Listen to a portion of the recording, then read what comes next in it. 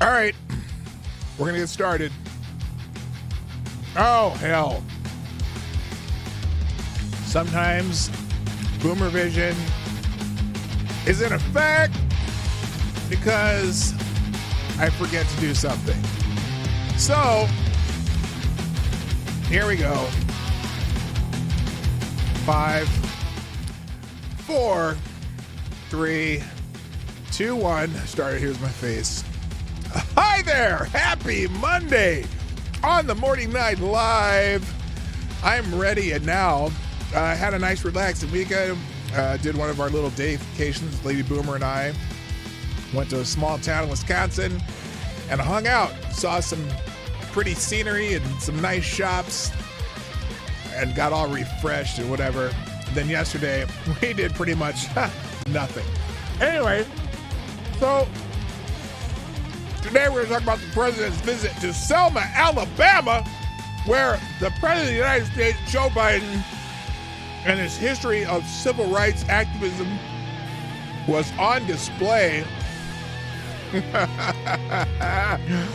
as if. And then we'll just see some other things that happened over the weekend. Yes, I'm eating a cookie because I didn't finish my cookie before I started the stream, and I have my cup of reparations right here. It's fantastic. Let's, how about we get into the show? You ready? Are you ready for the show?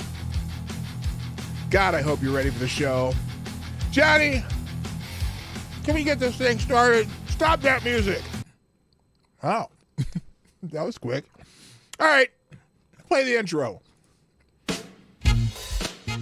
Ladies and gentlemen, coming to you live from the Lucky Dog studio in a hidden location somewhere in the upper Midwest of the United States of America, it's a brother making his own way but with all the wrong opinions. Welcome to the Morning Night Live with your host, the one and only P-Dog Knight. Hell yes, that's me. Shall we? Let's shall. Stop the music. Good morning, everybody. Welcome to the Morning Night Live. I'm your host, Marty, also known as P-Dog Knight on the internet, and welcome back to the P-Dog Knight channel on this Monday, March 6th, 2023, where we are this close to March Madness. Now, again, this is not a sports stream, a sports channel or whatever, but I am very pleased that my son went to the University of St. Thomas, played basketball there, here in St. Paul, and they were a Division III team when he was there, but they've moved up to Division I. And this year this is the first time they're eligible for their conference tournament. They're not eligible for other NCAA postseason play, at least not the NCAA tournament. Although they could, I wonder if they could get invited to the NIT. That's a possibility. Anyway, the University of St. Thomas, in their second year as a Division I school, and their first year in a a postseason tournament, made their first postseason victory in a Division I conference tournament in the Summit Conference last night against Western Illinois. So I'm saying it because I'm very proud of them. We're season ticket holders. We enjoyed the team, even though my son hasn't played there since 2019. We remain season ticket holders, and I'm very happy for them. We've become friends with his coach, John Tower, who's one of the great coaches was one of the great coaches in Division III, now in Division I. And I just, I'm gonna say, hey, he's probably never gonna see this, but I'm saying it anyway. Congratulations to the St. Tommies for winning their first postseason Division I NCAA basketball game. So that's kind of cool. And then my alma mater, Drake, won the Missouri Valley Conference Championship on Sunday also. So it was a good day in our house because my college won, my son's college won. We're doing good. All right, enough about sports ball. Let's say good morning to everybody, and then I'll just get into the show because there's, I have a few tabs open right there. Several of them are related to this trip that Joseph Raheem Biden made, and it's got something funny. But before I do that, hey, we've got our first sponsor today. Thank you, Tall Person. Dropping $1 over on Rumble Rants, says, Happy National White Chocolate Cheesecake Day. Now that is definitely, that's a big day, if you ask me. Although I don't know. White chocolate cheesecake? I don't know. I guess I'm surprised that they have a day for white chocolate cheesecake. That's just weird. But thank you for keeping us up to date on what special holidays we should be celebrating. Everyone have a toast to National White Chocolate Cheesecake Day. Interesting. Okay. And then let's say good morning, everybody. Now, first in the chat, as it often is on Rumble, is our friend Avocados Diablo, who gets the bell. Yay! Way to go, Avocados Diablo, for being here first. And also good morning to Mike Savage, Blarg, Simon Wolfwood, Avocados Diablo, Tall Person, who was the first sponsor of the show today, and TC's in the house. Nice to see you guys. Thank you for being here. Appreciate you over there on Rumble. On YouTube, first in chat is also Avocados Diablo, who gets the bell. But as per the new policy at the Morning Night Live, if the same person gets the bell on both platforms, we will celebrate the second person on YouTube, or actually the second person who's on either channel, whoever pops in first. So that would be Dr. Funkenstein, who gets the bell. Dr. Funkenstein's ghost, I should say. Yo to you too. And I don't know why you said the F-bomb right after the yo, but it's all good. Oh, I see. Avocados Diablo says, you will still get a bell. I have proven too good as it is I no longer count. Well, no, you count. You absolutely, in fact, you are the master of bell ringing, receiving. It's just that you're so fast on the draw on both platforms, and I gotta give the next person here something. I mean, I don't have to. This isn't like I don't want it to be like a participation trophy, either. But I don't know. I'm gonna think this through. I'll think this through. I don't know what to do about that. We'll figure it out. Anyway, also good morning to Simon Wolfwood, Mike Savage, Blarg, Tall Person. It's like everyone, all y'all doubled up here today. Everyone who's on over here is over here too. That's awesome. And I appreciate it because I do like to have people watch on Rumble. Now, there are some limitations on Rumble as far as, for example, when you do Rumble rants, you never know if I'm actually going to be able to get that out of there. But it's all there. It's not like they've taken it away from me. I just have to figure out how to transfer it to my account that I have set up in Rumble, but they haven't never given me the little thing to push to go dink, and then it goes through the ether and comes into my bank account. But that's okay. I'll figure it out eventually. And hey, we'll just think of it as a savings project. Anyway, also on YouTube, good morning, fake news expert. Trippy Liberty's in the house. Aaron Meredith. Maddie's here. Maybe with Roman in the background, although Roman's probably driving somewhere right now. Good morning also to Lord Stanhope. Rotten Corpse, let's see, I said Lord Stanhope. Attack Alpacas in the house. My favorite Canadian Jaeger ponies in the house. Good to see you. Also, hello to, that's everybody. That's as far, Jay Pylon's in the house. And Chicago Mike. And I must have scrolled past a bunch of people somehow. Well, I'm fixing that now. I think I'm caught up. TC's over here too, and James Colley. Oh my God, I scrolled past a whole bunch of people. James Colley's in the house.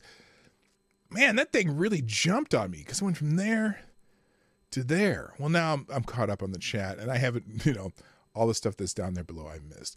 Oh wait, greed is my favorite sin after sloth. What? Oh, avocados. Okay, I guess it.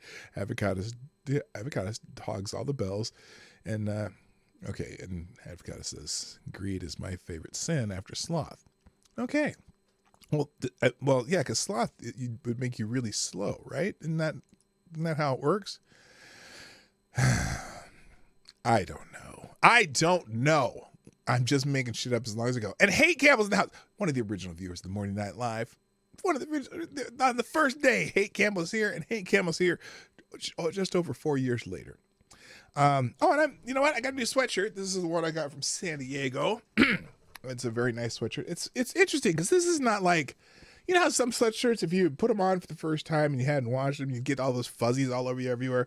Well, this one's almost like instead of being like that fuzzy stuff inside, it's like felt inside. But it's still a very nice thick t-shirt, nice embroidered shirt. I'm really happy with this one.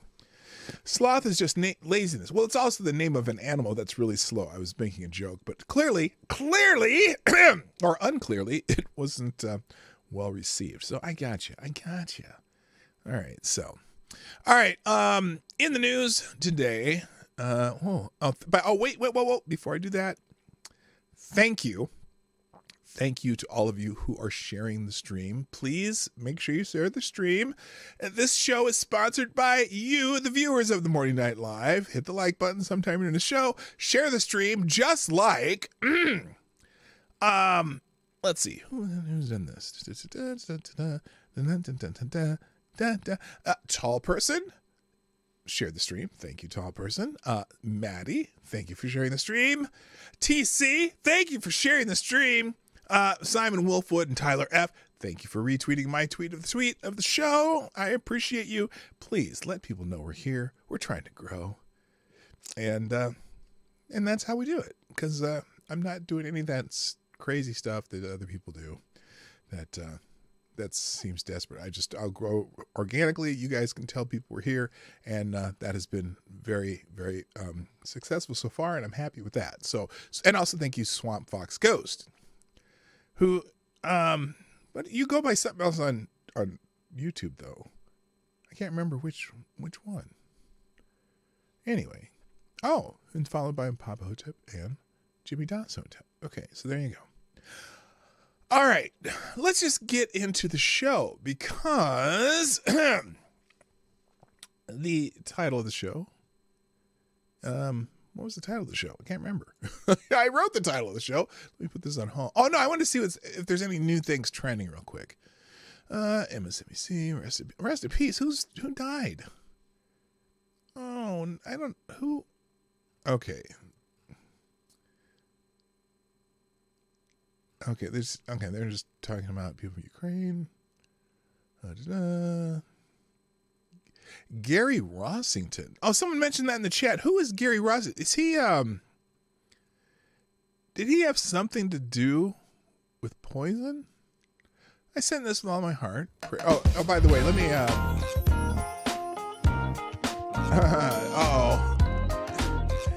80s, Chicago Mike's, thank you for sponsoring the show. And since you did on Streamlabs, so that makes you...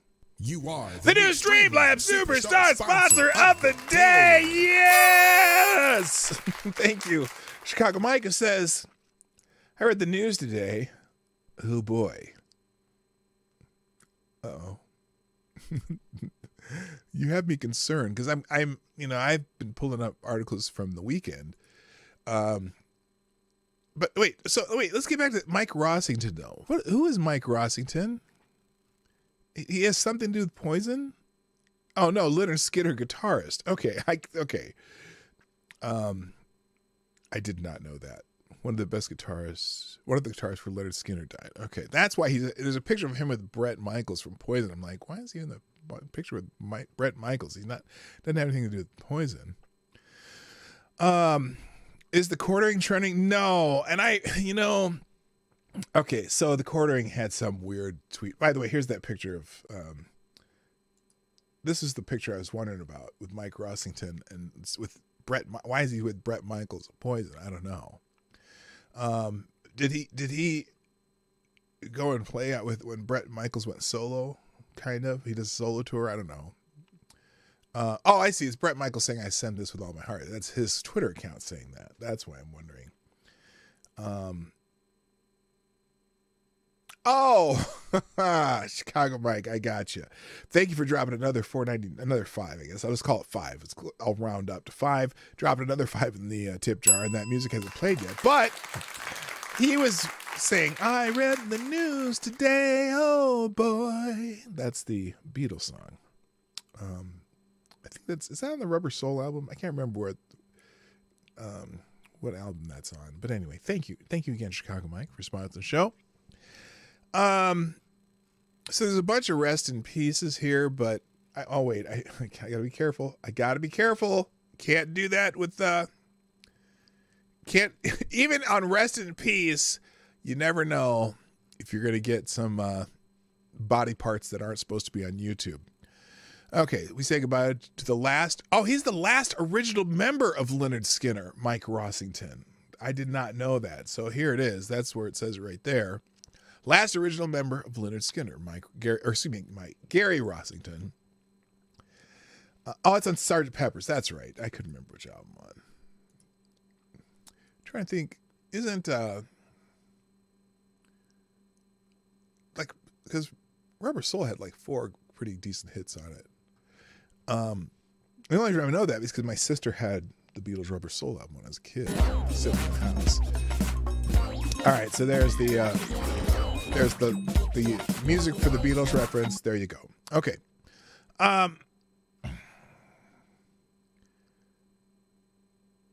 Let's see who else. There's a bunch of rest in peace. Mostly, a lot of it is just Ukrainian soldiers they're listing. So I'm not gonna leave that up in the tabs today. I was just curious what else is trending. Amber Heard's trending because apparently she's back in court in a lawsuit between her insurance companies that were supposed to pay for some of her stuff, and they were refusing to pay because of the way the verdict came down, her intent and whatnot. Let's see. Scott Pressler's trending. Why is Scott Pressler trending? Charlie Kirk and Scott Pressler said that they are going to take their organizations to states which allow ballot harvesting and set up infrastructure to harvest ballots for Republican candidates in 2024. Long past time to play their game. Yeah. Hey, if states allow it, then I guess you're going to have to do it, right? Just curious. Hello, Just Cause. Nice to see it. Yes, Samber Turd. So that's why Scott Pressler is trending, because he's like, well, if it's allowed there, then we need to set up organizations to do it. Because there's a few states that actually allow ballot harvesting, which I think is stupid. Rubber Soul was still considered bubblegum. Was it? I don't know. I'm not allowed to listen to Skinner on an airplane. Stop it. Stop it.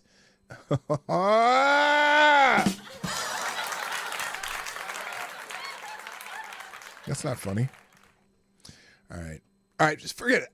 Forget what's trending. Let's just go to what I want to talk about, because Selma, Alabama was trending this morning, and it's not because anything that Selma did, but our president of the United States did. Our president of the United States finally actually marched in a civil rights march, I guess, because he always talks about how he was active in the civil rights movement back in the day, when in reality, he didn't want his kids going to school in a racial jungle. But Joe Biden did actually show up at a commemorative march in Selma, Alabama. I guess. Let's see. You want to know why there's anger and violence and disunity in this? This is Mark Levin. In this country, thy name is Joe Biden. When a president lies and schemes this way, millions of people believe him. Well, because here's what. Let's talk about what Joe Biden said in Selma, Alabama, as opposed to Greenbow, Alabama. Joe Biden. Let's see. What did he do? He went to. He said that voting rights remain. The right to vote remains under assault. Oh, Joe Biden, what the bloody hell are you talking about? No, the right to vote is not under assault. Anyway, let's just read the article from the AP, see how they write it, and then we'll check out some other ways they do it too. President Joe Biden used the searing. Now wait a minute. This is a news story. This is not a commentary. This is a AP supposedly straight news article as opposed to gay news about his trip to Joe Biden going to Alabama. And listen how they write it. That's so dramatic. Maybe should I have some dramatic? No, I'm not gonna put some dramatic music on. Oh my God, hate Campbell. Chicago Mike, or listen to Stevie Ray Vaughan in a helicopter. Y'all need to stop. President Joe Biden used the searing memories of Selma's Bloody Sunday to recommit to a cornerstone of democracy.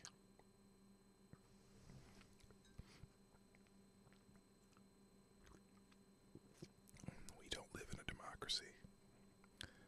Democracy is, never mind. Anyway, lionizing a seminal moment from the civil rights movement at a time when he has been unable to push enhanced voting protections through Congress and a conservative Supreme Court has undermined a landmark voting law. Selma is reckoning the right to vote, to have your vote counted, is the threshold of democracy and liberty. With it, anything's possible. Biden told a crowd of several thousand people seated on one side of the historic Edmund Pettus Bridge, named for a reputed Ku Klux Klan leader. You know what's interesting? Have they proposed to rename that bridge? Or will they preserve the name of the bridge as a reminder of some shitty things that happened? I wonder, because it would seem illogical. I mean, I understand they're trying to rename things. They renamed some ship. They renamed some ship, battleship that had a name of a Confederate battle. They've been taking down statues and stuff. But the Edmund Pettus Bridge, it would almost seem, if they really, really, really wanted to preserve the history and the significance of the Selma March, you would think you would preserve the name of this bridge named after a reputed Ku Klux Klan leader. Why? Because it'd be the reminder. Okay. Oh my God, you guys are terrible. Oh my God. Patsy Cline, best airplane music. Buddy Holly. Jim Croce. Richie Valens. Speaking of which, I've been to the site where the plane where Richie Valens,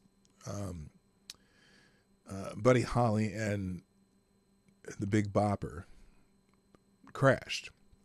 There's a little memorial in the middle of a cornfield in Iowa, just north of Clear Lake, Iowa, where they were playing their last concert. In fact, we went to the, it's called the Surf Ballroom in Clear Lake, Iowa. And lately, Boomer and I have actually been there just to check it out. And then we walked across the street, and Clear Lake is a beautiful lake down in northern Iowa. And, but I've a couple different times I've driven off the site. In fact, I have a video on this channel that I took some video of me just walking down the path. They have this, and it's not.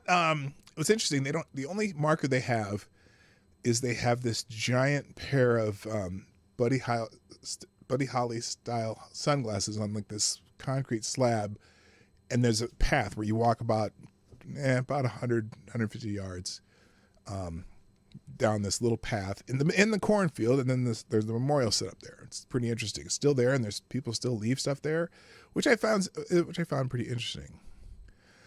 I would say Big Bopper, but let's be honest, he had like 2 songs. Well, yeah, true, but that was his nickname back at the time. What was his real name? What was Richie? What was his name?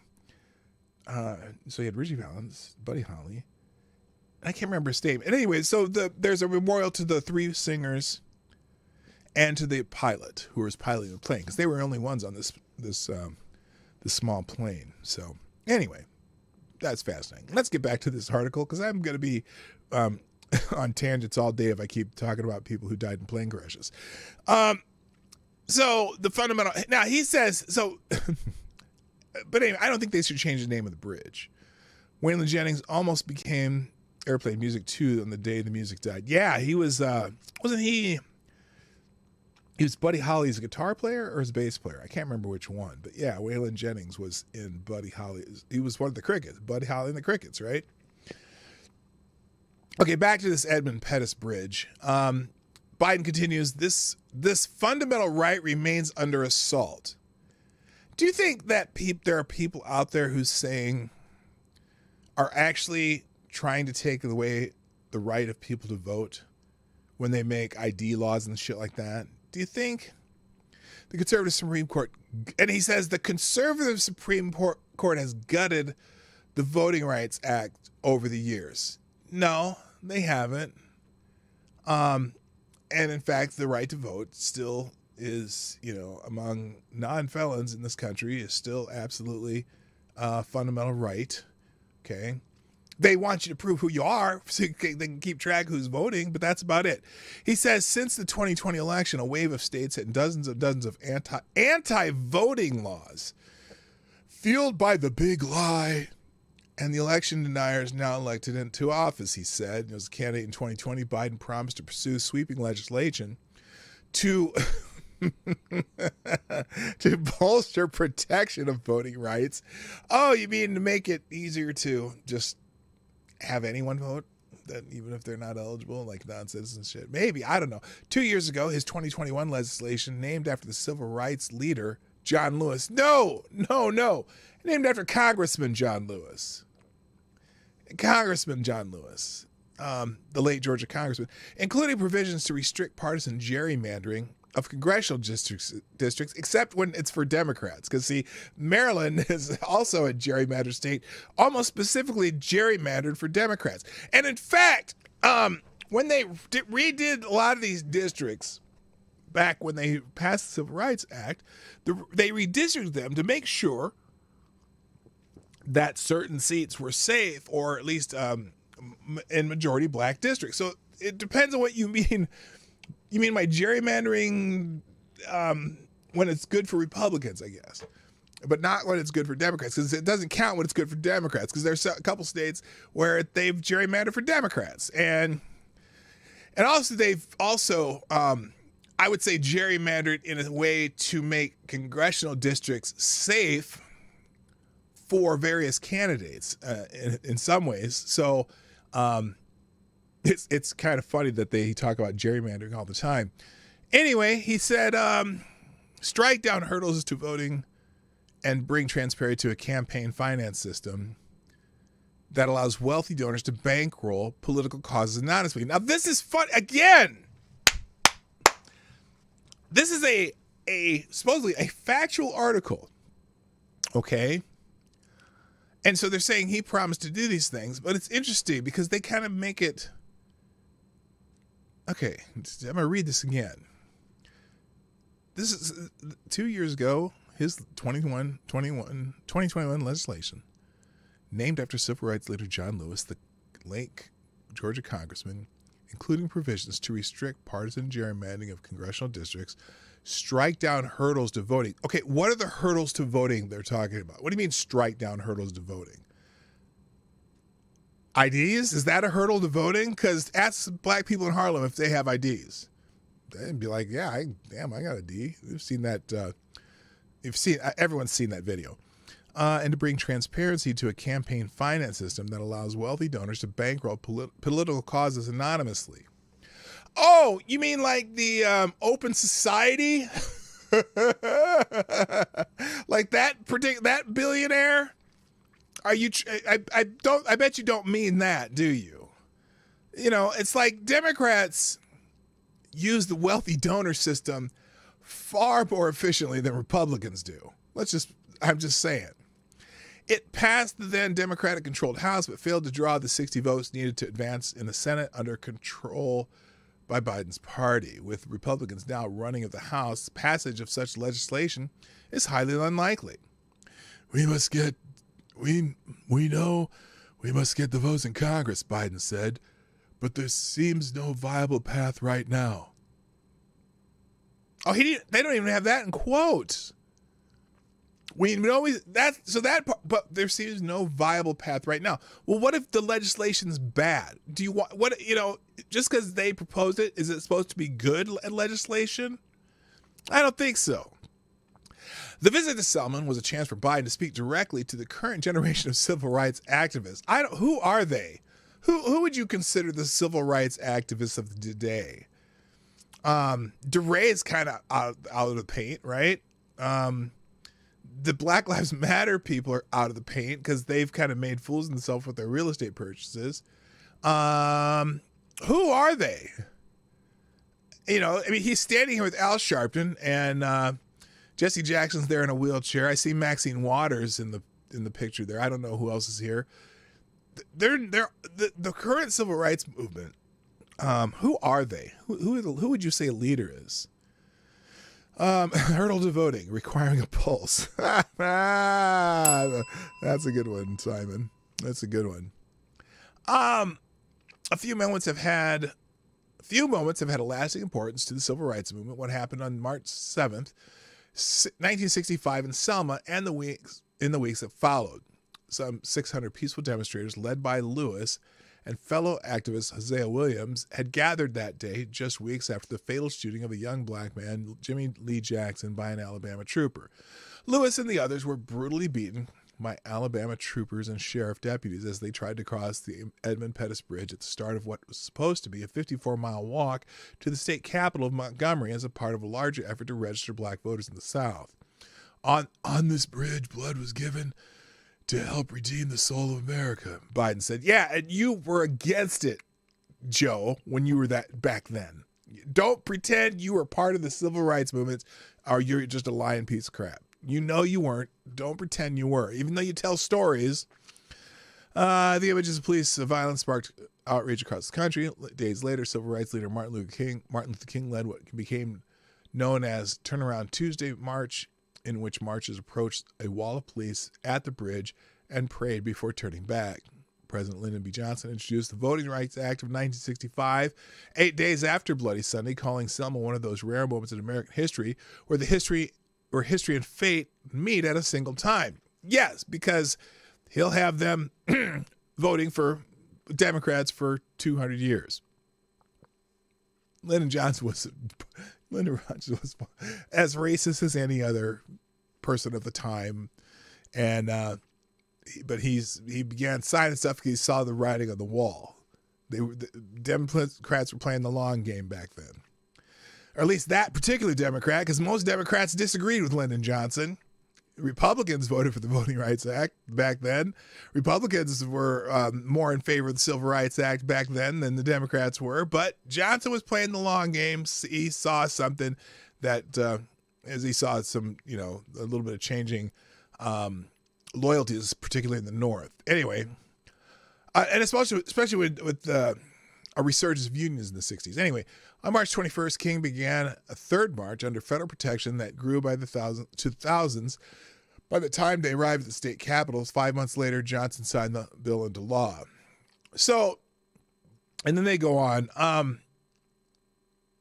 This year's commemoration came as the historic city of roughly 18,000 was still digging out from the aftermath of the January F2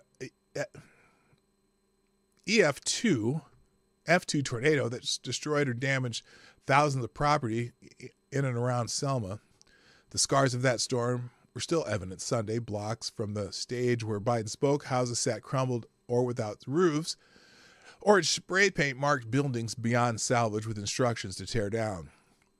We remain Selma strong, Mayor James Perkins said, adding that we will build back better. Oh, good God. He thanked Biden for approving a disaster declaration that helped the small city with the cost of debris cleanup and removal. So Biden did something presidential in the case of Selma. Before Biden's visit, the Reverend William Barber II, co-chair of the Poor People's Campaign, and 6 other activists wrote Biden and members of Congress to express their frustration with the lack of progress on voting rights legislation. Again, the voting rights legislation is basically a political football without a game. But they keep trying to advance it. Do you like my metaphors there? That was pretty good. I'm not really good with metaphors, but that was a good one. Anyway, they urged Washington politicians visiting Selma not to sully the memories of Lewis and Williams and other civil rights activists with empty platitudes. We're saying to President Biden, let's frame this to America as a moral issue, and let's show how much it affects everybody. What voting rights are you saying that you don't have, Reverend Barber? I'm trying to understand it. If you're saying that it's because of ID laws, that's nothing. Every state that has enacted ID laws have made provisions to make IDs free. It's not like you don't have time to get an ID, and some of these laws don't go into effect, until a year or so later. So somehow, some way, people should be able to get a state ID that makes the case. And in fact, most everyone has the proper IDs, because you can't do anything without an ID in this society. And almost every civilized country in the world requires some sort of ID to vote, except for the United States. Hello, Shy Gun. How you doing, my friend? Good to see you in the chat. Now, among those sharing the stage with Biden before the march across the bridge were the Reverend Jesse Jackson, who unfortunately he's in bad health. He's in a wheelchair now. And look, I've never had love-hate relationship with Reverend Jackson. I think he's a grifter extraordinaire. Although back during the 60s, he actually was paramount as far as in the communities in Chicago of teaching basically black people to respect themselves. But he turned into this just corporate grifter at some point, and so now but I guess I don't wish him ill will, but he hasn't been super active in civil rights as of the last couple of years. Also, Martin Luther King III and Reverend Al Sharpton. I've just I've never thought much of. Anyway, on the bridge crossing, the marchers sang "This Little Light of Mine" and "We Shall Overcome," following the tradition. Once they reached the point where Lewis and others were told in 1958 that they were on an unlawful march, they stopped and prayed. Water bottles were passed out to some who had gathered to hear Biden, and at least one person was taken away on a stretcher because of the upper 70s heat. Upper 70s heat? What do you mean 70s? Anyway, well, I suppose you're out there walking and heifer, you might need some water.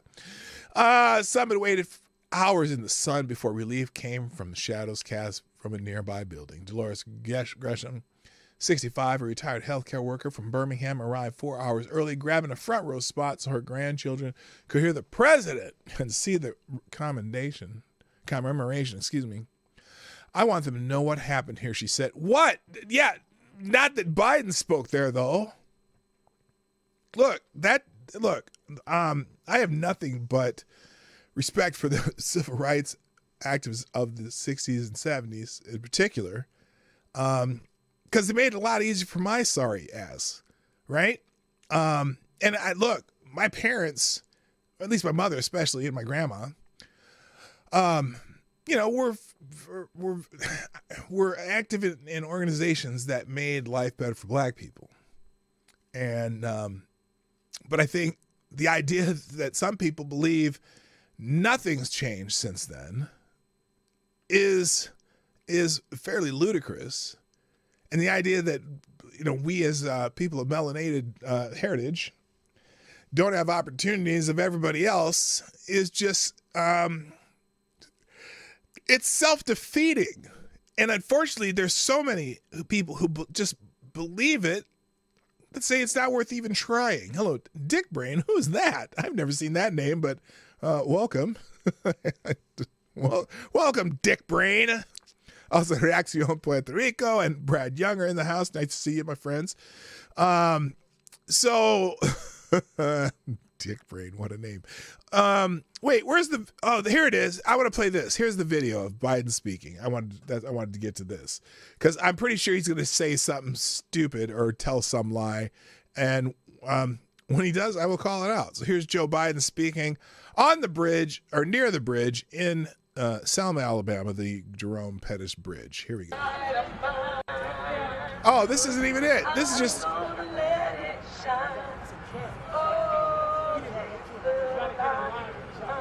What?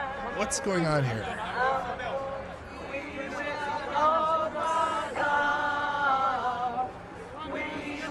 So here's... As I come here in commemoration. Okay, wait. So here's Joe Biden in his first civil rights march in his life, even though he's probably going to tell you that he was part of the civil rights movement back in the 60s, which he was not. It's very clear he was not. If he says it again, he's lying as usual. Is a reckoning. The right to vote. The right to vote, to have your vote counted. That's interesting. How about does your vote count if there's... I can't say this on YouTube, can I? I can't. Can I? You don't know what I'm going to say. Okay. Not the right to not have your vote overshadowed by votes that may not be legitimate votes and whatever. If I said it, we'll see what happens. Is the threshold of democracy and liberty. We're not a democracy. Anything's possible. Without it, without that right, nothing is possible. Okay. New law here in Alabama, among other things, enacted a new congressional map that discriminated against black voters. How did it discriminate against black voters? Did it make the voting lines based on geographical areas, or are they gerrymander? I'm curious. Anyone from Alabama here? I don't know. By failing to include what should have been a new, predominantly black district. Oh, wait a minute. By failing to what should have been a new, predominantly black district. So you demand that they gerrymander. You demand that they gerrymander to create a predominantly black district. Is that what you're saying, Joe? What does that mean? Isn't that called gerrymandering? Isn't that what you're against? Now, look, I think Alabama, a large portion of Alabama is dominated by black people, and several of the cities. I think Selma's mostly black. I don't know how many congressional districts Alabama has, but if you're saying, oh, so they should have created a district that should have been predominantly black, and how would you do that, Joe? How would you do that? By what? What's the word? Can you say gerrymandering? I knew you could. So interesting that he says that in this speech. When do we want it? Now. What do we want? Voting rights. When do we want it? Now, let me ask you something. All these people yelling. What do we want? Voting rights. When do we want it? Now. How many people in that crowd shouting that? How many of them do you think voted in the last election, midterm elections, or the last presidential election, or whatever? I'm gonna guess most of these people yelling this voted. How the hell did they vote if they don't have voting rights? I don't know. If we don't get it, Let's keep marching. And if we don't get it, shut it down. I guarantee that every one of those people are eligible and could vote if they wanted to. If they didn't, that's on them. But I bet you they could vote in an election without any difficulties whatsoever. So I'm just trying to understand, what voting rights do they not have? The people yelling in that little group marching there. I'm curious. Unless there's some convicted felons in there. I don't know what the rules in Alabama. Some states, felons who have completed their sentences, whatever, and once they're out of jail and completed all their sentence, they get their voting rights back. Some states, not all of them, but I personally believe that if you are a convicted felon, this is my personal belief, and feel free to tell me why you would think differently than this. A person who's a convicted felon who has served their entire sentence and are back in society, for example. So obviously that's not going to happen for murderers who get life or whatever. They're not going to complete the sentence. Let's say you get 10 years or 15 years on a felony. You serve 6 and you get out on parole. And then after 15 years, your felony convictions is done. I think you should have your voting rights back once you've completed your sentence. That's my personal opinion. I don't see any problem with that. Problem is, people just want to have, convicted felons to be able to vote no matter what. Some people want to be able to vote from prison. Some people want them to be able to vote even if they get out of parole, but they haven't finished their sentence. Want people to be able to vote. I don't think, there's a reason why you would forfeit your franchise. And, but once someone's set and served, you should get your rights back. I think you should get your rights to own a gun back. If you've committed a felony, you serve your sentence, you've paid your fines, you got through the parole, and you got through the entire sentence, you should have all your rights back. You should be able to be a normal person in society. But, I don't know. There's probably could be some exceptions for violent crimes maybe, but I don't know. There's a lot of felonies that are not violent crimes too. So anyway, that's Joe Biden in Selma, Alabama. Couple other articles. Let's see how the Washington Examiner does it. Biden's Selma visit puts the spotlight back on voting rights. Now this is also is this the same? This might be the same Associated Press article. Let's see. Oh no, this is different. This is from March 5th. And this article was from March 6th, maybe? Where's the date on this article? Oh, today, March 6th. So this was just him. This is prior to the march. Anyway, the one thing though that I wish I had the whole speech he gave in Selma, because I know there was a part where he said,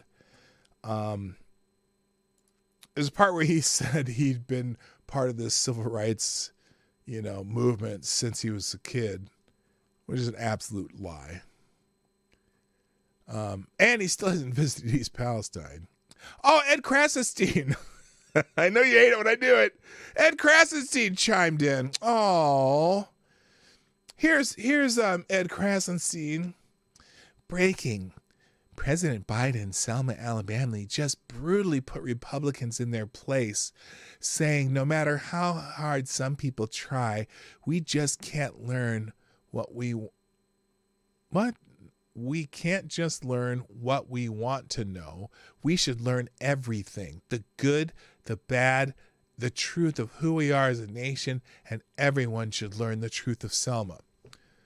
This is so true. History allows us to learn from our own mistakes. Without learning the bad, we can't learn to fix what went wrong. Ed, shut your ass. I think he's talking about he's fighting with with his own governor. He's from Florida. He's fighting with his own governor over the CRT shit. But yeah, who is saying we shouldn't? Nobody's saying we shouldn't. Corn Pop introduced Biden to Malcolm X. Well, I wish somebody would. It's funny because the more I read Malcolm X, or read about him, I think he was on to something. I got to tell you, he was on something. Oh, Gunfox is in the house. How you doing, Gunfox61? And Gunfox61 with that monthly tip of $10. You are the new Streamlabs Superstar sponsor of the day. Thank you. He says, Marty. Oh, he has an article here. Marty, okay, people who do their time can vote, okay? But only if pedos and people dealing in cheese pizza after found guilty were shot and buried under the jail. Plus, people who push for trans should be buried as well.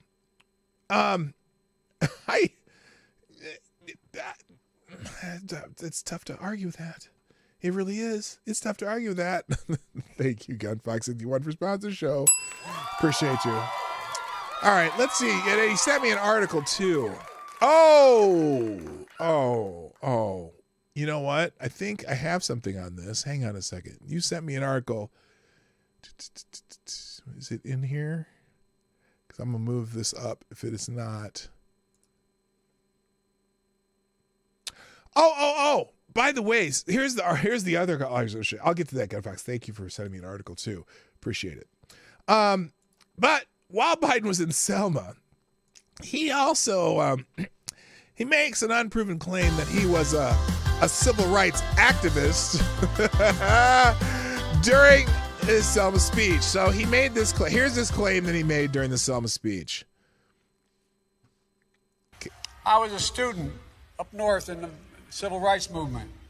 I remember feeling how guilty I was. I wasn't here.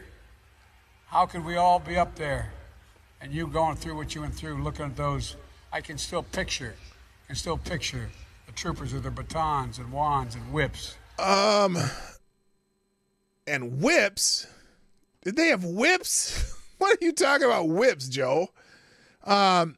President Biden on Sunday remarked that he was involved in the civil rights movement during a speech in Selma, Alabama, a claim that remains unproven. The president visited the historic city to commemorate the 58th anniversary of the Bloody Sunday March, a pivotal moment in the 1960s civil rights movement. I was a student up north in the civil rights movement, Biden told the crowd. I remember feeling how guilty I was that I wasn't here, how we could all be up here, there, and you going through what you went through. But there's no historical evidence to support Biden's claim. Sunday's speech was not the first time Biden has claimed to be involved in the civil rights movement. In 1983, Biden claimed that he participated in sit-in protests to desegregate public places. When I was 17, I participated in sit-ins to desegregate restaurants and movie houses. Yeah, no, that's not a joke. And then my stomach turned upon hearing the voices of Faubus and Wallace. My soul raged on seeing Bull Connor and his dogs. Now, former Birmingham Public Safety Commissioner Theophilus Bull Connor was famous for using fire hoses and police canines against civil rights demonstrators. It does not appear that Biden ever participated in sit-ins. Since the 1980s, Biden has claimed that he walked out of a restaurant as a high school student because a black student wasn't welcome there. Former student later contradicted the claim, saying that Biden and other white students were oblivious to the situation. They weren't aware of what happened, Frank Hutchins told a Philadelphia Inquirer in 1987. I was only 16 then. It was my problem and my battle for me to work out. They were oblivious to it until later. In 1987, Biden conceded that he was not an activist during the 1960s. Oh, Joe! Despite believing in the civil rights movement's principles, except for your kids being sent to school in a racial jungle. Let's not forget that. During the 60s, I was, in fact, very concerned about the civil rights movement. I was not an activist, Biden explained. I worked at an all-black swimming pool on the east side of Wilmington, Delaware, where I met Corn Pop and a bunch of bad dudes. I was involved in what they were thinking and what they were feeling. No, you were getting a check for being a lifeguard. You cheap, just dumb motherfucker. Anyway, last January, he implied that he was arrested for being a civil rights activist. He spoke on a campus shared by two historically black colleges, Morehouse College and Clark Atlanta University. I did not walk in the shoes of a generation of students who walked in these grounds, but I walked other grounds because I'm so damn old. I was there as well, Biden told the crowd. You think I'm kidding, man? It seems like yesterday, the first time I got arrested. Anyway. You dummy, you lying piece of shit. Good morning, Black Hebrew Israelite. And also, thank you, Black Hebrew Israelite, for sponsoring the show. Dropped a, well, what the hell did I do there? Did the bell, and there you go. Thank you, Black Hebrew Israelite, who says, with a small bullet in the tip jar, Black Hebrew is through Streamlabs, by the way. Black Hebrew Israelite says, if you're an American citizen that has paid your debt to society, then you should be afforded all your Second Amendment rights. Your only rights that I would restrict is the 19th. That's right. Or maybe give single mothers half of a vote. Oh, that's right. No, wait a minute. Hold on. I need to retract my I'll disavow the last part of that statement just because, you know. Anyway. All right. Anyway, so Joe's full of shit. He did not participate in the civil rights movement. He just says it all the time because he's a Democrat and he was supposed to, except he didn't want his kids to go to school in a racial jungle. So which is it, Joe? You didn't want your kids to go to school in a racial jungle, or you were part of the civil rights movement? Anyway, speaking of civil rights, in Atlanta, let's do some law enforcement. Oh, wait, let's go to gunfucks. Okay, now, wait a minute. This is from 3 hours ago. From the Hill, where's the original? I want the original article. Oh, there's no link to the original article. Thank you, Gunfox, for sending me this article, though. Apparently, new executive order will expand race preferences throughout the federal government. Oh, thank goodness. Thank goodness Joe is helping us brothers out. Oh, boy. Individuals should be treated as individuals and not on the basis of their membership in racial groups, especially by our government. Unfortunately, this is an opinion column. Unfortunately, a new executive order, I'm going to pull that out of the links here. This is from 2021. Wait a minute, this is not new. This is from 2021. Well, let's I'm going to read this article anyway. This is in the Hill from just today. So I wonder why she did. Unfortunately, a new executive order encourages federal agencies to focus on racial group identity rather than the character and qualifications of employee and contractors. It will result in racial quotas in hiring and procuring and even artificial intelligence throughout the government. Wait a minute. Artificial intelligence has a race? I'm curious now. I'm more curious. I am more curious. The executive order's stated goal is advancing racial equity. Class, when you hear the word equity, what should you do?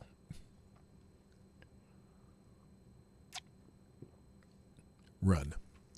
Throughout the federal government, the word equity appears 21 times. The order brims with talk about new action plans to advance equity, extending and strengthening the equity advancement requirements for agencies, and requires agency to convene equity teams charged with ensuring that their agencies are delivering equitable outcomes.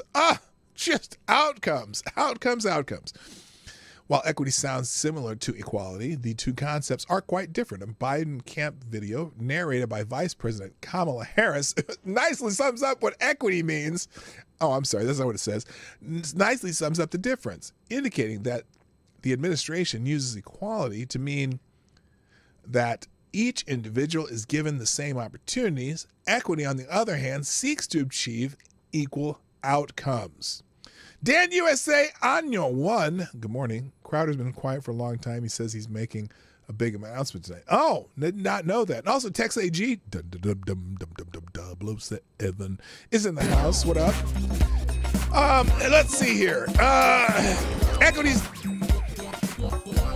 Equity's demand for equal outcomes means that groups must be represented proportionally to their share of the population. Oh, if they only required that, if they required that for the public sector, would that cause sports to really suck? Anyway, sorry, white people. That was funny to me, and it should be funny to you too. Anyway, demand for equal outcome means that groups must be represented proportionally to their share of the population. However, no occupation has demographics that perfectly mirror the demographics of the general population. Cambodians are overrepresented in the donut industry because of a single brave entrepreneur's success. Manicurists are disproportionately Vietnamese Americans due to actress Tippi Hedren's volunteer work in a refugee camp in the 1970s. As Justice Sandra O'Connor famously quipped, "It is completely unreasonable to assume that unlawful discrimination is the sole cause of people failing to gravitate to jobs and employers in accord with the laws of chance." How can proportional representation be achieved in federal employment or contracting? Agencies often will be forced to discriminate against prospective employees or contractors from overrepresented groups to ensure that the numbers come out the right way. Instead of remedying unfair discrimination based on race, color, or national origin, a demand for equity will actually encourage discrimination. Okay, this is straight up. Good morning, Jimmy Das Hotep, by the way.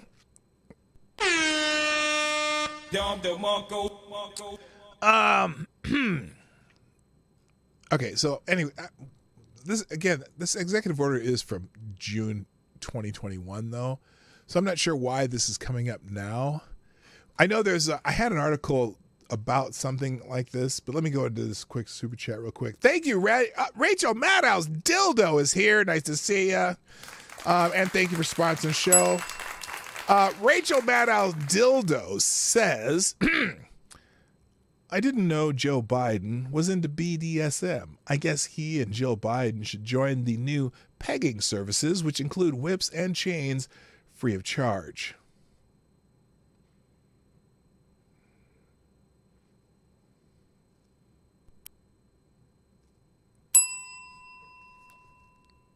I guess. What the hell did that come from? What are you talking about? Anyway, thank you for sponsoring the show, dropping a deuce in the tip jar, which is one of my favorite phrases on this show. In fact, everyone in the chat, feel free to drop a deuce in the tip jar. That would be awesome. Okay, where was I? Oh, I was going to talk about some law enforcement things. Now, the reason this came up is because as I was perusing my favorite aggregator, the Ace of Spades, his intro this morning was very interesting. So I'm actually going to go back to his intro. This is J.J. Sefton, who does the morning report on the Ace of Spades. He says, "Good morning, kids. Yes, another week, another domestic terror attack, although the Junta House Oregon propagandists will attempt to spin it as mostly peaceful or understandable or even justified." Oh, wait to hear about this one. We've kind of what this is about. That is if they deign to even cover it at all. You may not have heard about this, since according to President Spudge Brain Shitpants, Antifa is just an idea and not a real threat or organized movement. Nudge, nudge, wink, wink, burn, burn. And what happened last night is a continuation of the rioting concerning so-called Cop City in Atlanta's development of its own property into a police training facility. You may do a Colonel Kurtz, the horror now. A few weeks after the shootout with police left an Antifa protester dead and a Georgia State trooper injured, the Defend the Atlanta Forest movement of far-left goons has firebombed the construction site of a future public training facility for the city of Atlanta. The domestic terrorist action came about as part of a week of action that the far-left group announced last month. The action began as a series of protest marches in Atlanta on Saturday, but culminated in the violent act of terrorism that took place Sunday night. There was a massive police presence along Key Road in southeast Atlanta early Sunday evening as Fox 5 was told protesters were actively clashing with officers, reports Fox 5. Officials said at least one construction vehicle was set on fire. Good news is that the police have locked down the site and put out the flames, and SWAT crews are in place. Because it's Sunday night, we haven't seen statements yet from the city of Atlanta Mayor Andre Dickens or Governor Brian Kemp. So it's still a developing story, and to his credit, and I give it grudgingly considering his actions and inactions in the electoral arena, Brian Kemp did declare a state of emergency when violence erupted in late January. Antifa, along with BLM, is more than merely an idea. They are for sure an organized, loosely or otherwise, violent extremist group whose goal is to overthrow the United States government. I hate to break it to these maggots, but the FBI, DOJ, CIA, State Department, the entire federal bureaucracy, along with the Democratic Party and Renfield, Remora, Rhino stooges, beat you all to the punch in November 2020. And of course, it is they who give Antifa the space to destroy, to quote horrid heritage Stephanie Rawlings Blake. If you remember, Stephanie Rawlings Blake, I think she was she an Atlanta mayor back then? Anyway, Baltimore, excuse me. In Baltimore, when they allowed protesters just to burn shit down and destroy things, just kind of said, well, we got to give them their space. We got to let them, give off some steam, whatever. But anyway, this is kind of the state of law enforcement right now. So this is the article about the firebombing of Atlanta public training facility. A few weeks after a shootout with police left Antifa protester dead. Okay, that's it. Here's the rest of the story.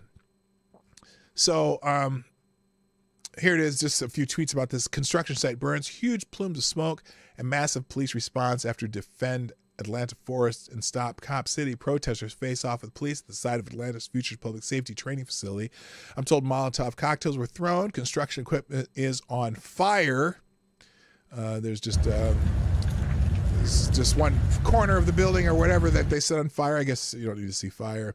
And then this is the week of action that they had announced, March 4th through 11th. So that started this weekend.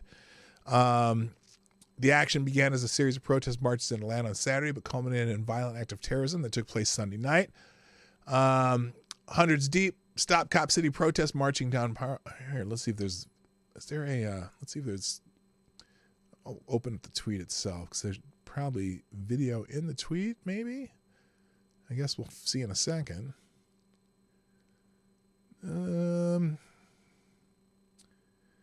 Unicorn Riot. Isn't that the they are protesters. The current scene right now by Entrenchment Creek and the old prison farm proposed Cop City site in DeKalb County just outside of Atlanta. Thousands flocked to the ongoing week of action after police shot and killed a forest defender. So you can kind of see it in the background of this picture this says thousands. That doesn't look like thousands, but there's certainly hundreds. You see the people along the sides of these tree lines here. And then the next picture, there are more people. Oh, well, no, they just kind of concentrated into this area. This does not look like thousands. Someone called Unicorn Riot, but they're all dressed in black and looks like they're destroying shit in there. Forest defenders have taken over the police surveillance outpost on the power line clearing near the Entrenchment Creek. Police retreated after a crowd arrived at barbed wire fence and shot fireworks into the area. A police vehicle that was just guarding access to the proposed Cop City is now engulfed in flames. So that's a police vehicle? It looks like a four-wheeler. Additional Cop City construction defense infrastructure appears to have been destroyed by fire as forest defenders, they call themselves, overrun the outpost. Now, state trooper just pointed a gun in a bouncy house. Okay, so this is clearly from the perspective of the protesters. We are now live near Cop City Music Festival. It's not a music festival.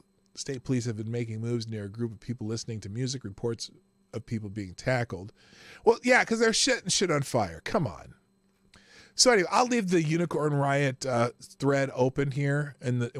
So those of you who are new here, or if you're not new here, I just like to remind you, every day on this show, I take everything we do, links to the articles, to the tweets, the video, whatever, and it'll be in a single link in the second paragraph of the description. I update that at the end of the show during the outro. So if you want to come back and find some of these articles, all you do is click the link and all of them will be on a single web page. So it'll be easy to find. So I'll leave that tweet thread up. Let's see up here. So anyway, the Unicorn Riot is showing their handiwork. Then they said there was a massive police presence along Key Road in southeast Atlanta early Sunday evening. Okay, that's the same article I read before. So anyway, yeah, that's not good. In other places, though, kind of the same thing. In Austin, Texas, police officers have been quitting in droves. Texas City becomes a hostile place for conservatives. In Texas, well, we know Austin's kind of one of those, is a super liberal city. The leftist-run city of Austin, Texas is facing a police officer shortage, with current and former officers citing hostility toward law enforcement and conservatives as the driving force. The New York Post reported on Friday multiple sources told the Post the city allegedly has more than 300 vacancies, and officers are quitting because they feel disrespected. According to the report, the Austin Police Association said 77 more officers are expected to retire before the end of March. Lieutenant Brian Moon, who retired last month after 23 years of service, said Austin has become like Portland, Seattle, and San Francisco, where if you're at all conservative or in law enforcement, it's become a hostile place. The staffing shortage is leading to later response times, and 911 calls are being redirected to a non-emergency number because there are not enough cops to solve the crimes. According to the report, senior police officer Justin Berry told the publication that the department has taken detectives off cases to act as patrol officers. If you come home and find your home burglarized, calls like that are now going to 311, said Police Union President Thomas Villarreal. You're not getting a police response to many property crimes if it's not a violent crime that is currently ongoing. So anyway, and it's not the only place that they're short on police officers. Sorry, P, but much as I hate her, I must defend her on this one. Who is that? Who are we defending? Yes, I usually defend the forest by torching it. I'm sorry, I missed who we were defending. Oh, here we go. Oh, okay. Thank you, Ty Alexander. This explains what you're talking about. Thanks for dropping a small bullet in the tip jar. Ty Alexander with small bullet in the tip jar says, God damn it, P, I hate you for making me have to defend Stephanie Rawlings Blake, but that clip is media editing. She didn't say that. The actual quote is because we gave those that wanted to protest, we all gave them space to destroy. I hate her, but as in there's more to the sentence. You know what? Finish it in the chat. Tyre, don't put it. You don't have to set another. Okay, so as much as I hate it, finish that sentence in the chat. I hate her, but the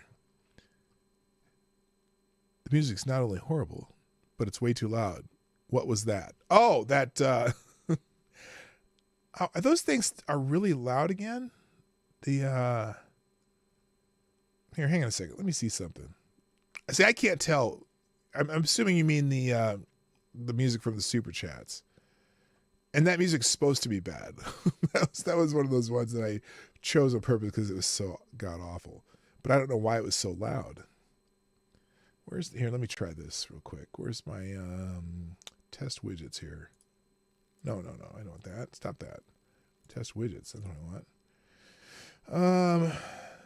Is there a way to turn these down? Here, let's see.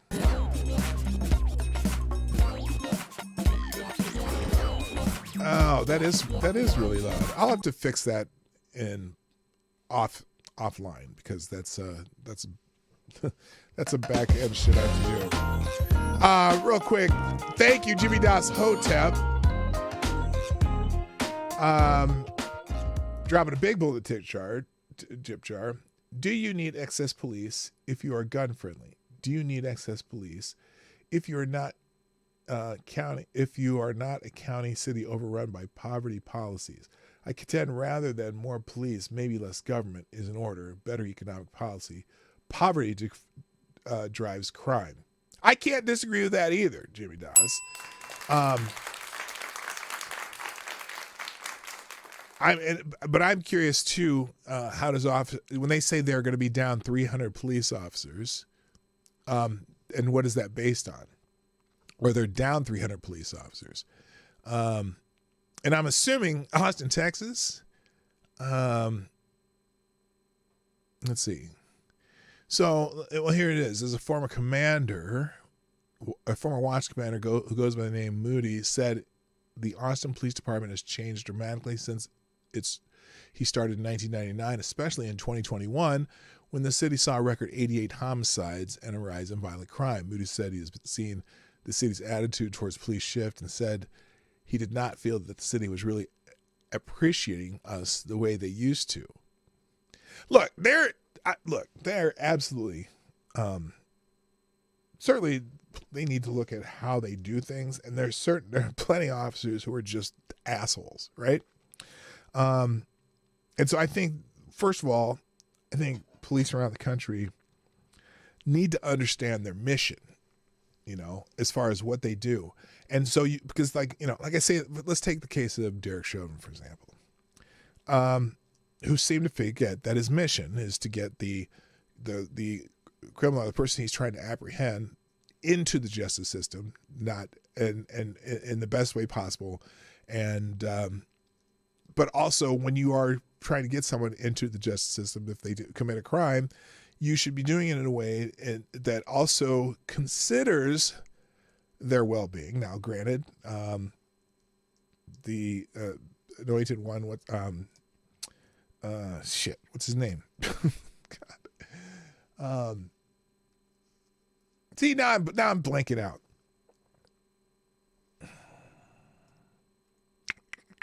My whole brain has worked. Austin has like 1,000 cops in the city. Police losing 300 is a pretty big hit. Yeah, that is a lot. I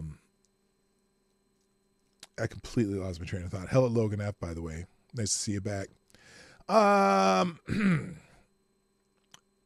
more and more police don't enforce laws and back Joe Biden, the more subtly I dislike them. Yeah, George Floyd. I'm sorry. Why was I blanking on George Floyd? Despite George Floyd's issue with whatever drugs he had taken, the awareness factor of what a police officer is supposed to do was kind of lost in that. And granted, there were people around screaming and yelling at them, but his situational awareness was terrible and wasn't, there are so many police who are such power trips. I mean, you see them on some of the videos where the police are just, demanding this, demanding that when, people haven't done crimes.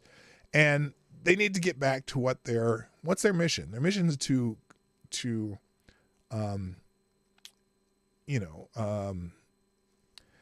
they're part of the justice system, and some forget it and some don't. And some are great at policing in their communities and some are not. And so maybe that training needs to be what needs to be taken into account. Now, cities like Austin, where, are they allocating police in the right way? Are police, certainly there's been a shakeup on what people think about police. And we got to figure this shit out because we can't have the increase in violent crimes. And unfortunately, part of it is, what am I trying to say? Hello, Thomas Ledwig. Some of it is how we, I don't have a well thought out thing on this, but the crime in certain places isn't being addressed. We have, and I think part of that is due to the fact that we have in a lot of these liberal cities, very liberal people. Once the police get them into the justice system, a lot of times they get let go for very just weird reasons. And so people who recommit crimes are the problem. People who see that the crimes that they do probably will never be, the laws will never be enforced. And so it becomes a self-fulfilling cycle for some of these cities. And we got to find the balance because too many people are dying. too many, and again, I agree with you, Jimmy, that some of it's the economic issue. Poverty drives crime. And what are these cities doing to address poverty? Well, are you spreading the poverty out like in San Francisco where crime is just rampant? I couldn't believe within 2 hours of getting into San Francisco, I became victim of a crime, car break-in. And you drive around San Francisco and the poverty is everywhere. And what are they doing to address it? Well, are they making it easier to be homeless in San Francisco? Yeah, they do. They make it really easy to be homeless in San Francisco. So I don't know. I don't know what do you do? If any of you all got ideas, you could be my hero if it worked. I don't know. Fox B2, what's happening? Because there's a balance. There's a balance between that FTP. There's a balance between FTP and who do you call when your house is broken into. And we're not finding that balance. But like you said, Jimmy, do we need access to police if you're not a county or city overrun by poverty policies? And also, what did you say? You said, do you need access to police if you're gun friendly? And that's the other part. Well, if you're gun friendly, the more gun friendly you are, maybe the less police you need. Austin is not necessarily gun friendly. The rest of Texas is gun friendly. But hey, the more Second Amendment friendly you are, probably if they assert the laws correctly, the less police you might need. So I don't know how to spend that balance. I don't know. I don't call the police. I called the family. Well, yeah, man. If I wish that, that'd be great if you could just do that in a legal way. I don't know. There's a tough balance there. Now here's an example as I was talking about. I'm going to finish with this, even though I got a lot more on the plate here. So, wait till you hear this one. A career criminal named James Tubbs is accused of beating a man to death in Kern County, California. Tubbs sought special treatment by calling himself Hannah and claiming to be a woman. Prosecutor Shay Santa wasn't buying it, and Los Angeles District Attorney George Gascon has suspended Santa for dead-naming Tubbs, whom he correctly identified as a predator.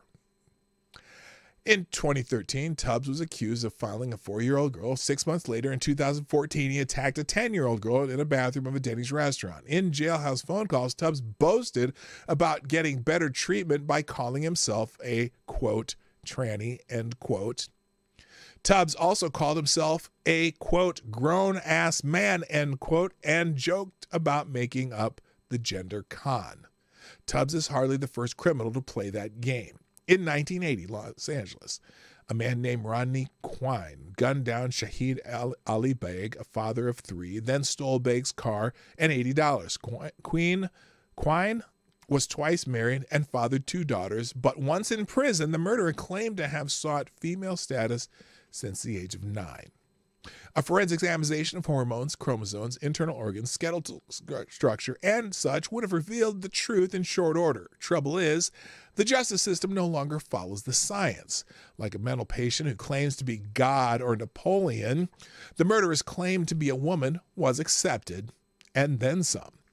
According to an August 2015 LifeSite news report, federal judge John Teagar assigned himself to Quine's case and appointed a team of San Francisco lawyers and the Transgender Law Center to represent him.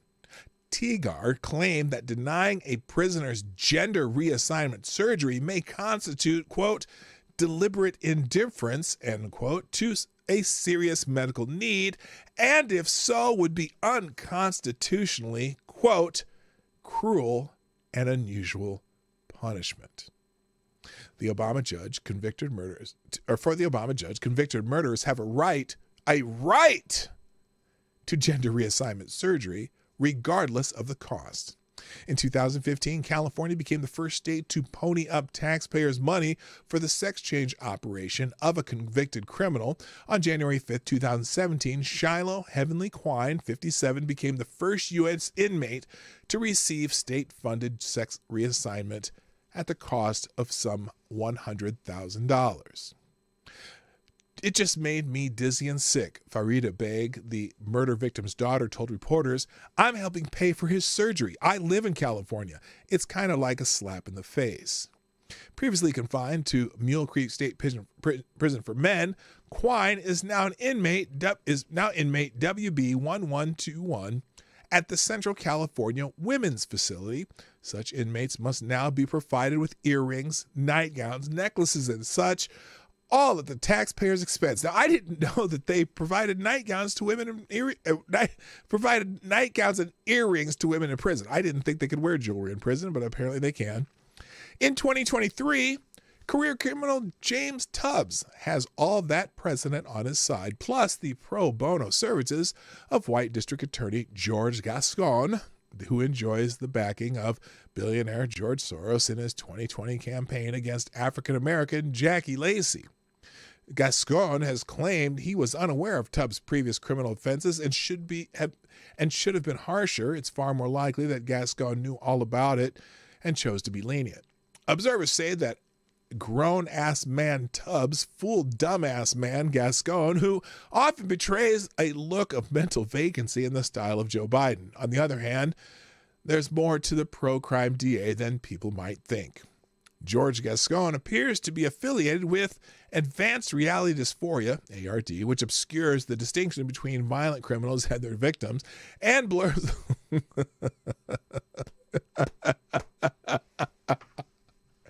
I can't believe I read through that and didn't laugh when I said it. Okay, if you did catch that, he might be afflicted with Advanced Reality Dysphoria, which obscures the distinction between violent criminals and their victims and blurs the line between justice and injustice. ARD can so render district attorneys incapable of recognizing a criminal's attempt to get lenient treatment by claiming to be a woman. George Gascon is evidence that ARD is incurable and dangerous to the public. Watch for Gascon to target Shea Santa for dismissal. Watch for a judge to rule that James Tubbs must get a tuck and roll job on the taxpayer dime. And don't be surprised if Hannah Tubbs winds up at the California Women's Facility at with Shiloh Heavenly Quine. Meanwhile, to update a recent American Greatness crime story, on February 24th in Sacramento, Deputy Attorney General Sean McCoy ruled that the original sentence of double murderer Daniel Marsh has been fully reinstated in 2018, or had been fully reinstated in 2018, and in 2021, in order to dismissing his appeal was appropriate. Therefore, the latest appeal was denied. So that's good news. Murder cases involving juveniles can be declared closed. Daniel Marsh, 25, will not be retried in juvenile court and released before the 10th anniversary of his crime in April, as he awaits a parole hearing in 2037. Aspiring juvenile murderers now have the law on their side. Oh, what? Under Senate bill. Oh, no, that's... So he... Oh, no.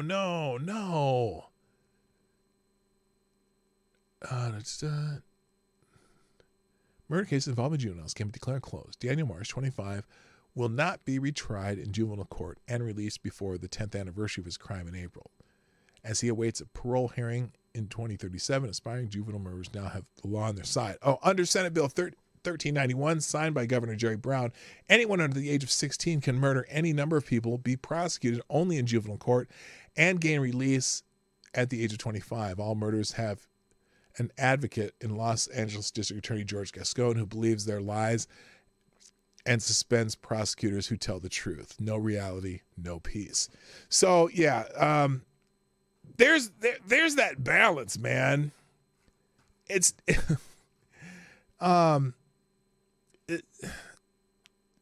some are. I have no idea what their motive is to, especially for the attorneys like Gascon, who wants to be so, well, I don't know. Does it have something to do with equity? I'm just curious. I don't know. That's messed up. Anyway, that's crazy. So there's, in the other articles I had today, there's a follow-up to the, what do they call it? The Day of Hate or something like that? Yeah, the National Day of Hate, that nobody seems to know what the bloody hell it was, except for the people saying that you should watch out for it. Hello, Emmanuel Presley. What's up? Oh, Reese Donald's here too. How you doing? So this article in American Thinker, is the left harnessing fake anti-Semitic attacks to silence American speech? Because we heard all about this Day of Hate, but it seems like the only people who were promoting it were the ADL and certain left-wing Jewish groups, Counter Extremism Project or whatever. But and here's the MSN article about the Day of Hate. But in this, let's see, and there's another one from Yahoo News. But this group, The Forward, this is a Jewish independent nonprofit. Despite fears Day of Hate passes without incident, synagogues ramped up security and warned congregants after social media chatter suggested that Jews might be targeted. Jewish communities across the country breathed a sigh of relief as what was billed as a planned Day of Hate passed by uneventfully. Like nothing happened. I mean, there are more anti-approaches other than they had a video of a couple guys yelling at some cars in Florida, but it was only two guys. So whatever happened to this Day of Hate that they were yakking about may have just been probably was a false flag. So if you want to read about that, that's in the articles in here. Also, interesting article, attorney generals from 22 states. Oh, here it is. That's why this is coming up. Okay, I'll go through this real quick and then I'll get out of here. Attorney generals from 22 states blast Biden's attempt to illegally insert racial quotas and climate change into federal contracting law.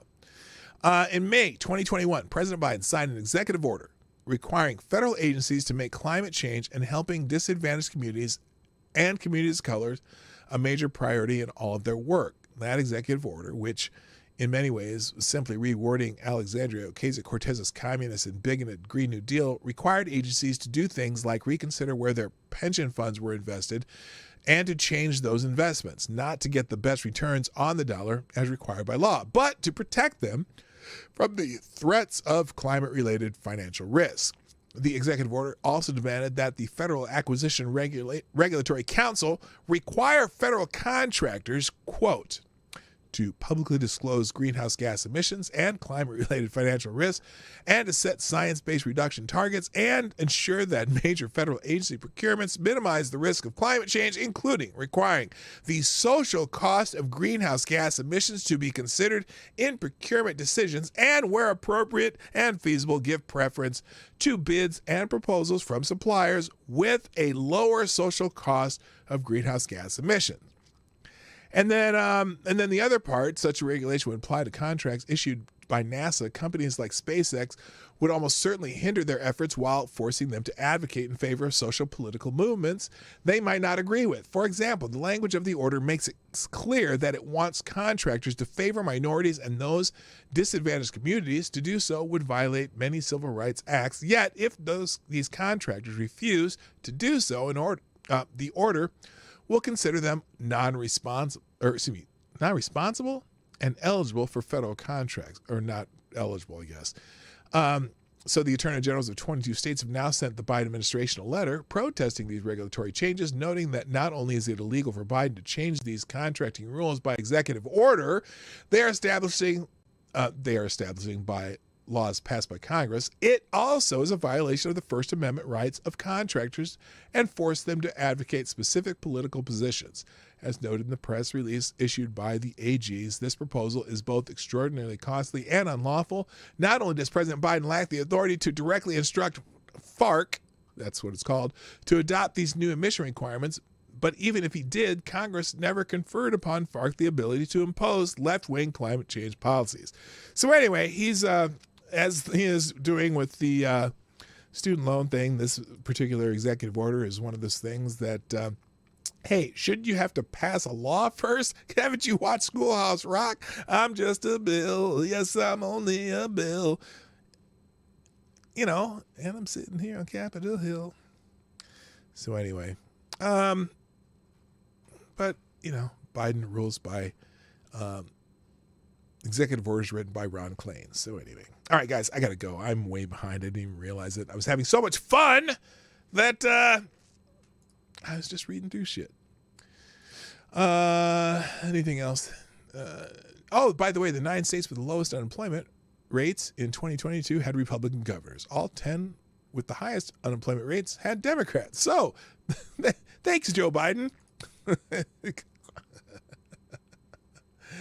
There's a couple other articles that I have in here, but I'm not getting to them. And oh, by the way, there's a report out that suggests Anthony Fauci tried to suppress the lab leak theory. Is anybody shocked? Anyway, it'll be in the links. I got to go. Thanks, everybody. Please do those things that everyone asks you to do at the end of shows and shit. What is it? Like, share, comment. And if you want to sponsor the show, PDognight.live, 24 hours a day. Thank you to our sponsors today. There's a whole bunch of them. Wait, the Darknet. No. Chicago Mike, thank you. Gunfox61, Black Hebrew Israelite, Rachel Manos Dildo, Tyre Alexander, and Jimmy Das Hoteps. Thanks, everybody, for sponsoring the show. And our superstar sponsor today, Gunfox61. You are greatly appreciated, sir. That's it. I got to go. See you later. My name is P-Dog-Night, and I'm out of here. Bye-bye. Have a great day. What the fuck? What happened there? Let's try this again. Night channel. If you have an observation or remark you'd like to make about this video or my channel, I absolutely welcome you to write it in the comment section down below. I really look forward to hearing from you. And before you go, if you like what you saw but you're not already subscribed, please make sure you hit the subscribe button and definitely click that bell that pops up afterwards so you'll be notified when I post new videos or when we go live. I broadcast my live show, The Morning Night Live, Monday through Friday at 10 o'clock Eastern, 9 o'clock Central. A special thank you to all the supporters of this channel who share our videos on social media and who make donations through Streamlabs, YouTube, Venmo, and Cash App, which are all linked in the description down below. Thanks again, and until next time, I'm P-Dog-Night, and I'm out of here.